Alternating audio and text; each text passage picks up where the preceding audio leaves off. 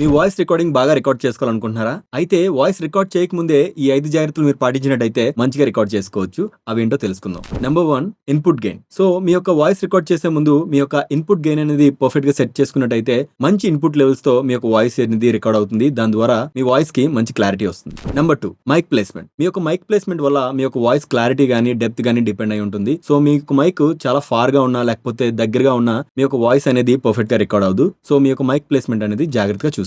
Number 3 using pop filter. మీ యొక్క pop filter గానీ లేకపోతే విండ్షీల్డ్ గానీ ఏదైనా ఉంటే డెఫినెట్ గా యూజ్ చేయండి. దాని ద్వారా PTBK అంటే పా ఠా భా ఖా అనే అక్షరాలని మీరు ఈజీగా కంట్రోల్ చేసుకోవచ్చు.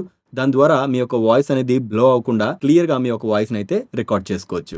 నంబర్ 4 మీ యొక్క వాయిస్ రికార్డ్ చేసేటప్పుడు ఫ్రీక్వెంట్ గా బ్రేక్స్ తీసుకోండి.